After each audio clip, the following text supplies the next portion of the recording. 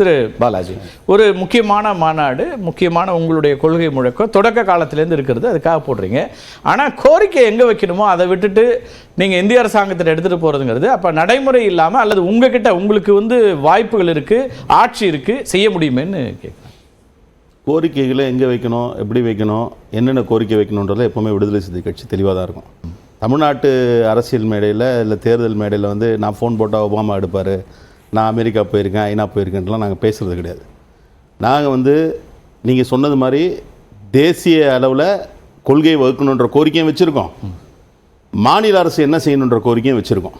இதை நேற்றைக்கு தீர்மானம் மட்டும் இல்லை, முதலமைச்சரை சந்திக்கின்ற பொழுது அவர்கிட்ட கொடுத்த மனுலையே மிக தெளிவாக படிப்படியாக குறைக்கணும், அதற்கான ஒரு கால நிர்ணயத்தை செஞ்சு ஒரு டைம் ஷெட்யூல் கொடுத்து நீங்கள் குறைங்கன்னு சொல்லியிருக்கோம். அப்போ அதோட அர்த்தம் என்னென்னா, முற்றிலும் எல்லா கடைகளையும் மூடணும் அப்படின்றது தான் அதோட அர்த்தம். அதுக்கு ஒரு டைம் ஷெட்யூல் கொடுங்கன்னு சொல்லி தான் நாங்கள் கோரிக்கை வைக்கிறோம். ஓகே, தமிழ்நாடு அரசுக்கும் வச்சுருக்கோம், மாநில அரசுக்கும் வச்சுருக்கோம், ஒன்றிய அரசுக்கும் வச்சுருக்கோம். ஒன்றிய அரசுக்கு எந்த அடிப்படையில் வச்சுருக்கோன்னா, எந்த அடிப்படையில் அரசமைப்பு சட்டத்தில் டைரக்டிவ் பிரின்சிபிள்ஸ் ஆஃப் ஸ்டேட் பாலிசியில் அதை புகுத்தி இருக்காங்கன்றதை நம்ம பார்க்க வேண்டியிருக்கு. இப்போ மேக்கர்ஸ் ஆஃப் கான்ஸ்டியூஷன், குறிப்பாக புரட்சியாளர் அம்பேத்கர் போன்றவர்கள் அதில் அதை கொண்டு வரதுக்கான அவசியம் எப்படி இருக்குது, அவங்களுக்கு தெரியாது. அவங்க தானே சப்ஜெக்ட்ஸ் நிர்ணயம் பண்ணாங்க, ஸ்டேட் லிஸ்ட் எது, சென்ட்ரல் லிஸ்ட் எது. அப்போது அந்த அடிப்படையில் தான் நாங்கள் கேட்கணும். ஸோ அதில் கிளாரிட்டியாக நாங்கள் ஒரு தெளிவோடு தான் இருக்கோம். மாநிலத்துக்கும் மாநில அரசு இப்போதைக்கு படிப்படியாக கடைகளை குறைத்து ஒரு காலக்கெடுவை நிர்ணயித்து மூடணுன்றது ஒரு வலியுறுத்தல். இது தமிழ்நாடு மட்டுமல்ல, பொதுவாக இவங்க சொல்றாங்க இல்லையா, ஒரு மாநிலத்தில் மதுவிலக்கு நடைமுறைப்படுத்தினா பக்கத்தில் இருக்க மாநிலத்திலிருந்து வந்துடுது, மற்ற 5 மாநிலங்கள்ல நாங்கள் சொல்லியிருக்கோம். அது சில பேர் காது கேட்காது, சில பேர் பார்க்கறதுக்கு வாய்ப்பு இருக்காது. நாங்கள் பீகாரை கோட் பண்ணியிருக்கோம். ஒவ்வொரு இதுலையும் பீகாரில் மதுவிலக்கு இன்றைக்கு நடைமுறைப்படுத்தப்பட்டு அங்கே இருக்கக்கூடிய ஹெல்த் இண்டெக்ஸ்ல இருந்து எல்லா இண்டெக்ஸஸும் முன்னேற்றத்தில் இருக்கு. இத்தனைக்கும் தமிழ்நாட்டை விட ரொம்ப ரொம்ப பின்தங்கிய ஒரு மாநிலம். அங்கே வருவாய் என்பது அதில் தான் பாமக என்ன விமர்சனம் வைக்கிறாங்க அப்படின்னா, பிஜேபியும் அந்த விமர்சனம் வைக்கிறாங்க. அப்போ மாநில அரசுகளால் நடைமுறைப்படுத்தப்படும் நீங்களே பீகாரை உதாரணத்துக்கு காமிக்கிறீங்க. ஆனா கோரிக்கையை மத்திய அரசாங்கத்தில் எடுத்து நீங்க ஏன் பிரிச்சு பாக்குறீங்க? 2 பேருக்கு தானே வச்சிருக்கோம் கோரிக்கை. நான் தான் சொல்றேன், முதலமைச்சர் கிட்ட கொடுத்த கடிதத்திலேயே 2மே தான் இருக்கு. அதுல வெறுமனே ஒன்றிய அரசு வலியுறுத்தி நீங்க தீர்மானம் போடணும், இல்ல தேசிய கொள்கையை வகுக்கணும்னு சொல்லல. அவர்கிட்ட கொடுத்த கடிதத்திலேயே மாநில அரசு படிப்படியாக கடைகளை குறைத்து, இப்ப இன்னைக்கு பாமகவே என்ன கிளைம் பண்றாங்க, கலைஞர் இடத்துல நாங்க போராடி கடைகளை குறைக்க வச்சோம்னாங்கல்ல, உடனடியாக மதுவிலக்கு நடைமுறைப்படுத்த நடந்தது. அன்னைக்கு இன்றைக்கு விடுதலை சிறுத்தைகள் கட்சி இருக்கக்கூடிய நிலையை விட ஒரு வேற ஒரு டைமென்ஷன் அன்னைக்கு இருந்தது இல்லையா, ஒரு மைனாரிட்டி கவர்மெண்ட் என்ற அளவில். இன்றைக்கு நாங்க ஒரு கூட்டணி கட்சியாக இருந்து கொண்டு நாங்க அதை கடுமையாக வலியுறுத்தி கடைகளை படிப்படியாக குறைச்சி ஒரு டைம் ஷெட்யூல் கொடுங்கன்னு கேட்கிறோம். திசை திருப்பி ஏதோ ஒன்றிய அரசுக்கு மட்டுமான கோரிக்கை என்று பேசுவதே சரியில்லை. பிரதான எதுங்கிற கேள்வியோட தான் அவங்க அந்த விமர்சனங்களை ரெண்டுமே ஈக்குவலி இம்பார்ட்டன்ட் என்ற மாதிரி தான் ரெண்டுத்தையும் கொடுத்துருக்கோம். இன்னொரு இதுவும் ரொம்ப ஆச்சரியப்படுத்தக்கூடியதாக இருக்கிறது, ராஜாஜி அவர்களுக்கான அந்த இடமும் அவருக்கான கட் அவுட்ல தொடங்கி அவருக்கான முக்கியத்துவம் வரை அப்படிங்கிறத நிறைய விமர்சிக்கிறாங்க. அதை எப்படி பார்க்குறீங்க? இப்போ நண்பர் கணேஷ் கூட சொன்னார், ஒரு தலைமுறை மதுக்கடைகளே பார்க்காம இருந்த காலகட்டம் இருந்தது அப்படின்னு. அதில் கூட அவர் சொல்லும்போது கலைஞர் திறந்தார், எம்ஜிஆர் திறந்தார். கலைஞர் 74 மூடினது சொல்லலை, அதையும் நம்ம சொல்ல வேண்டியிருக்கு. 71 திறந்து 74 மூடிட்டார் கலைஞர். அதை வசதிக்காக நிறைய பேர் சொல்றது இல்ல, எல்லாத்துக்குமான ஈக்குவல் பேசணும். ஒன்று, இப்போ ஒரு ஹிஸ்டாரிக்கலா இந்த பிரச்சனை இல்லை. ஏன்னா மதுவிலக்கை பற்றி பேசுகின்ற பொழுது உடனே என்ன சொல்றாங்கன்னா, அவர் ஏன் அதை சொன்னார் நான் புரிஞ்சுக்கிறேன்னா, மதுவிலக்கு சாத்தியம் இல்லை, மதுவிலக்கு கொண்டு வந்தா இது நடக்கும் அது நடக்கும்லாம் சொல்றவங்களுக்காக தான் அவர் சொன்னார். அதுல அந்த நிலையில நானும் உடன்படுறேன். ஒரு தலைமுறை மதுவே பார்க்க, மதுவே பார்க்காத ஒரு தலைமுறை இருந்தது என்கின்ற செய்தியை நம்ம பதிய வேண்டியதா இருக்கு. இந்த மதுவிலக்கு தொடர்பாக இதுல முன்னெடுத்திருக்கக்கூடியவர்கள் யார் யார் என்னென்ன பண்ணிருக்காங்க. இன்றைக்கு நம்ம ப்ரோஹிபிஷன் ஆக்டை பத்தி பேசுறோம். இன்றைக்கும் ஏதாவது ஒன்றுனா ப்ரோஹிபிஷன் ஆக்டில் தான் கை வைக்கிறோம். அந்த ப்ரோஹிபிஷன் ஆக்டை கொண்டு வந்தது ராஜாஜி என்கின்ற அந்த அளவில் நீங்கள், அதனால தான் ராஜாஜிக்கு அதில் முன்னிலைப்படுத்துகிறோம். மது ஒழிப்பை தன்னுடைய தீவிர கொள்கையை நடைமுறைப்படுத்திய காந்தியடிகளை அதில் வச்சிருக்கோம்.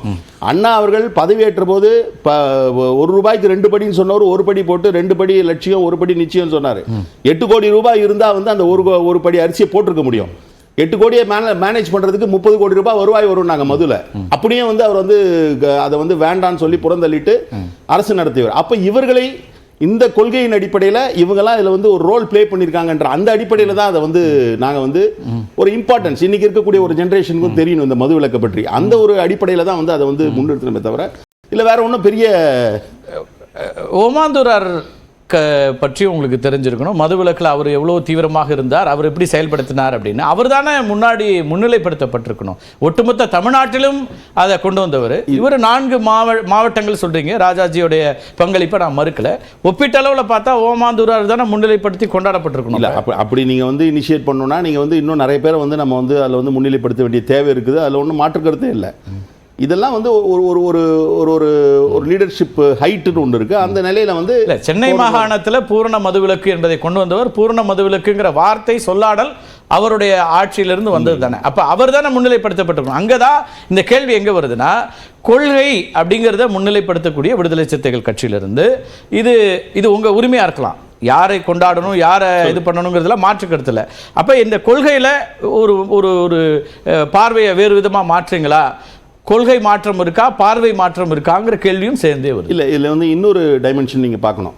நீங்கள் அடிப்படையில் வந்து புரட்சியாளர் அம்பேத்கருக்கும் காந்திக்குமே வந்து பல முரண்பாடுகள் இருக்குது. இப்போ அதில் கிளைம் பண்ணுறதுலேயே வந்து டிஃப்ரென்ஸ். ஆனால் காந்திக்கு நாங்கள் வைக்கிறோம். இது என்னென்னா, எல்லா தரப்பு மக்களுக்கும் குறிப்பாக வந்து பியாண்ட் ஐடியாலஜிஸ், பியாண்ட் எல்லாத்தையும் கடந்து இந்த மது ஒழிப்புன்றது வந்து மிக மிக முக்கியமானது. அதனால தான் இப்போ எங்க டேக் லைன் சார் அதுதான் இங்க கேள்வி என்னன்னா, சார் நீங்க சொல்லுங்க முடியுங்க. என்ன பிரச்சனைனா, எல்லா அரசியலையும் கடந்துன்னும் போது அப்ப மது ஒழிப்புக்காக குரல் கொடுக்கக்கூடிய பாட்டாளி மக்கள் கட்சி, மது ஒழிப்பை எதிர்க்கக்கூடிய பாஜக, அதையே அப்புறம் தனியாக நிறுத்தி வைக்க வேண்டியது. அதில் தான் வந்து நாங்கள் தெளிவாகவே சொல்லியிருக்கோம். இன்றைக்கு கான்டெம்பரரியாக வந்து அவர்கள் எடுத்திருக்கக்கூடிய நடவடிக்கைகள் எங்களுக்கு கடந்த காலங்களில் அவர்களோடு பயணித்த நடவடிக்கைகளில் வந்து வலி இருக்கு, காயம் இருக்குன்னு சொல்லி தெளிவுபடுத்திட்டாரு.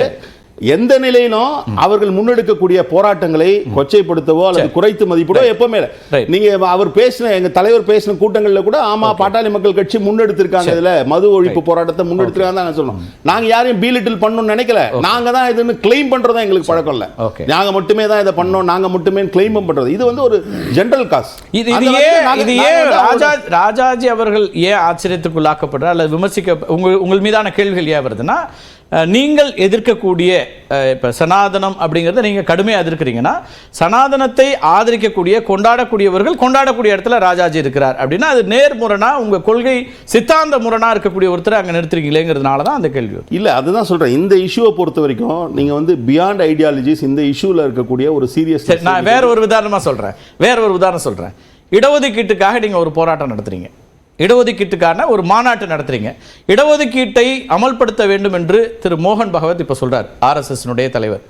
அவருக்கு ஒரு கட் அவுட் வச்சு அவர் வந்து பியாண்ட் பாலிடிக்ஸ், இது வந்து கொள்கை அல்லது இந்த இடஒதுக்கீடு தான் முக்கியம் அப்படின்னு நம்ம அதை பார்க்கலாம். அதுதான் சொன்னேன், இடஒதுக்கீடுன்றது ஒரு ஐடியாலஜி சம்பந்தப்பட்ட விஷயம். இது வந்து பியாண்ட் ஐடியாலஜிஸ்ன்ற இது வந்து பியாண்ட் ஐடியாலஜிஸ். இது வந்து நீங்க வந்து ஒரு தனி மனித ஒழுக்கமாக எடுத்துக்கலாம். அதெல்லாம் கடந்து ஒரு ஹியூமனிட்டிக்கான ஒரு நிலையில் ஐடியாலஜிஸ்ல வந்து டிஃபர் ஆகலாம். ஓகே, அந்த நிலையில தான் நம்ம பார்க்கணும். நான் மறுக்கல. திராவிட முன்னேற்ற கழகம் ராஜாஜி அவர்களோடு கூட்டணி வச்சு அப்புறம் அந்த ஆட்சியை வந்து அது வேறு, நான் அதெல்லாம் மறுக்கல. ஐடியாலஜிக்கல் டிஃபரன்சஸ் இருக்கு. பிஜேபியோடைய கூட்டணியில இருந்து தான் வந்திருக்காங்க, நீங்களும் வந்திருக்கீங்க, அதெல்லாம் வேற.